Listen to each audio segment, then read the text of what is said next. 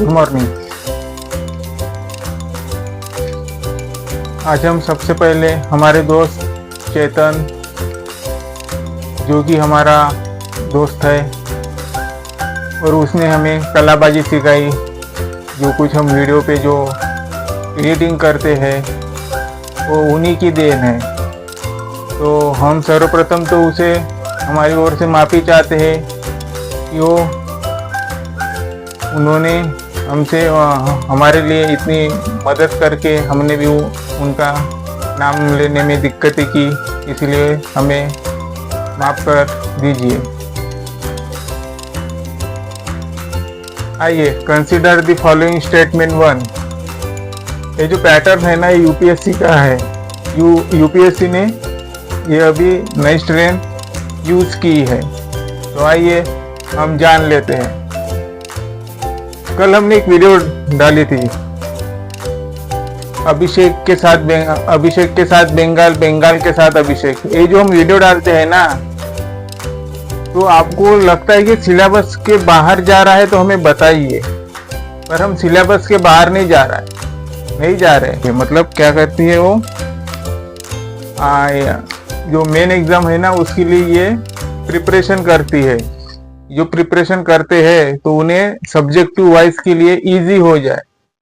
हमें जो इजी लगता है करंट अफेयर से हम बताते हैं, आपको जो इजी लगेगा वो आप देख लीजिएगा, क्योंकि यूपीएससी में जो सब्जेक्टिव वाइज टॉपिक रहता है वो महत्वपूर्ण रहता है, जो कि उससे आपकी रैंक बनती है, उससे ही आपका सिलेक्शन होता है। इसलिए जो अच्छी न्यूज है वो ध्यान में रह सकती है, वो हम वही बताते हैं। आइए स्टेटमेंट 1 क्या कह रहा है। चक्षु portal, consider the following statement. Statement 1 चक्षु portal. Statement 2 under department of telecommunication. जो चक्षु पोर्टल है वो अंडर डिपार्टमेंट ऑफ टेलीकम्युनिकेशन के अंदर आता है। जी हाँ, आता है। और स्टेटमेंट 3 क्या कर रहा है। Statement 3 the under related social media. क्या ये सोशल मीडिया के अंदर रिलेटेड में आता है। जी हाँ, ये आता है। तो कौन सी स्टेटमेंट सही रहेंगी नीचे। Which one of the following is correct in respect of the above statement. जो ऊपर दी गई स्टेटमेंट है, which one of the following is are correct, वो कौन सी करेक्ट है। तो देखने चाहिए तीनों भी सही है।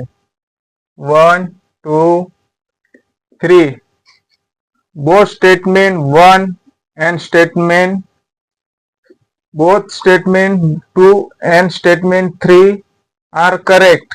जी हाँ, ये दोनों भी सही है। And both of them explain statement 1। वो क्या कह रहा है, बोथ ऑफ देम मतलब स्टेटमेंट 2 और स्टेटमेंट 3 एक्सप्लेन स्टेटमेंट 1, कि वो स्टेटमेंट जो है 1 की एक्सप्लेनेशन दे रहा है। जी हाँ, ये दे रहा है किसकी, स्टेटमेंट 1 की। तो ये सही होगा। फिर भी हम और आगे बढ़ लेते हैं। Both statement 2 and statement 3 are correct, but only one of them explain one. both only one नहीं, ये 1 नहीं है, ये 2 है। दोनों भी सही है, इसीलिए ये गलत हो जाएगा। only one of the statements 2 and 3 is correct। ये क्या कह रहा है, ये ऑप्शन 3 ओनली वन, सिर्फ 1 ही of the statement 2 and statement 3 is correct. ठीक है, आप इन्हें तो देख लेते हो क्वेश्चन में, पर जो ये रहता है ना, इन्हें भी समझना जरूरी है। नहीं तो गड़बड़ाहट और हिचकिटाहट में इन्हें आप रॉन्ग कर दोगे। इन्हें भी समझो। Statement 2 and statement 3 is correct and that explain statement 1। क्या ओनली 1 ही स्टेटमेंट 2 और 3 में से एक सही है? नहीं, यहाँ पे तो दोनों ही कहे हैं, तो दोनों भी कहे हैं, तो ये भी गलत हो जाएगा। Neither statement 2 nor statement 3 is correct, नहीं, ऐसी तो बात ही नहीं कही है उसने, तो ऑप्शन ए सही हो जाएगा।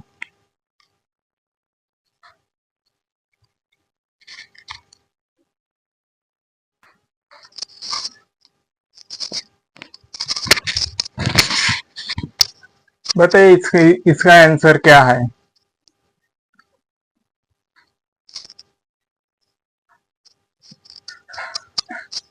कौन सी भी एग्जाम रहे, ये किसी को नहीं पता होता है कि क्या आ जाएगा, क्या कह देगा क्या नहीं कह देगा, इसीलिए आपकी प्रिपरेशन होना चाहिए। आरआरबी रहो, एसएससी रहो या यूपीएससी रहो।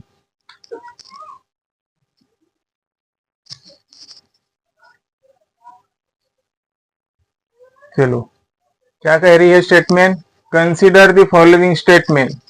नीचे दी गई हो जो स्टेटमेंट है उससे रिलेटेड बताइए। Statement 1, article 53(2) is under naval. क्या आर्टिकल 53(2) इज अंडर नेवल के रिलेटेड में है? The executive power of the union, राष्ट्रपति जी के संबंध में है ना? हाँ है। तो राष्ट्रपति जी क्या है हमारी, तीनों भी सेनाओं की सुप्रीम कमांड है ना उनमें, तो ये एक यूनिट क्या आ जाएंगी, एक यूनिट आ जाएंगी ना। किसमें आ जाएंगी? आर्टिकल 53 में 3 यूनिट है, तीनों में से एक यूनिट नेवल है, तो ये आ जाएंगी। ठीक है, ये सही है। INS Arihant, India second nuclear submarine. क्या आईएनएस अरिहंत इंडिया की सेकंड न्यूक्लियर सबमराइन है जो नेवी में चलती है? पनडुब्बी कहते हैं हम उसे, पनडुब्बी, जो मछली के समान दिखाई देती है समंदर में। क्या वो अरिहंत है इंडिया सेकंड न्यूक्लियर सबमराइन? नहीं, ये अरिहंत तो है पर ये सेकंड नहीं है, ये फर्स्ट वाली है, पहली है न्यूक्लियर सबमराइन, तो ये स्टेटमेंट गलत हो जाएगा। INS Arighat, India first nuclear submarine. INS Arighat India की पहली न्यूक्लियर सबमराइन है? ये अरिघाट तो हमारी सेकंड है, ये यहाँ पे और यहाँ पे उल्टा पुल्टा कर दिया है इसने, तो ये भी नहीं होगा। तो आइए स्टेटमेंट क्या कहता है, which one of the following is correct. Which one, वो कौन सी एक स्टेटमेंट है, फॉलोइंग इज करेक्ट नीचे दी हुई इन respect of the about statement, जो ऊपर जो स्टेटमेंट दी है उनसे रिलेटेड सही है। Both statement 2 and statement 3 are correct. क्या स्टेटमेंट 2 और 3 करेक्ट है? नहीं है, तो इसे कट ही देना, कट करना ही ठीक रहेगा, क्योंकि आप और आगे पढ़ोगे तो आपका समय चला जाएगा। तो ये दोनों भी स्टेटमेंट गलत है, तो आगे थोड़ा ना पढ़े, आपका समय चला जाएगा। अगर आपको लगता है कि हम पढ़कर सही उत्तर निकाल सकते हैं तो वो आपकी चॉइस है।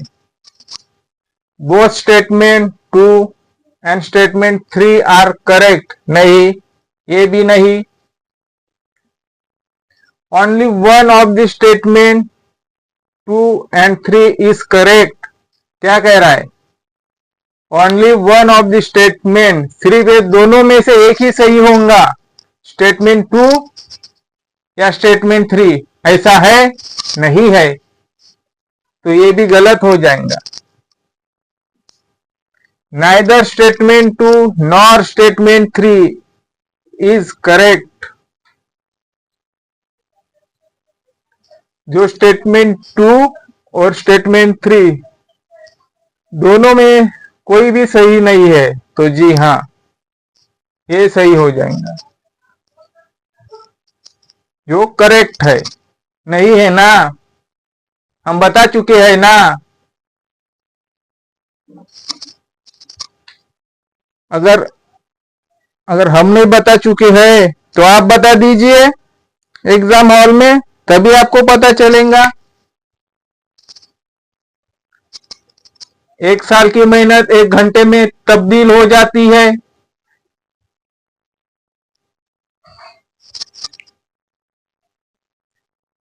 तो ठीक है, इसका आंसर डी।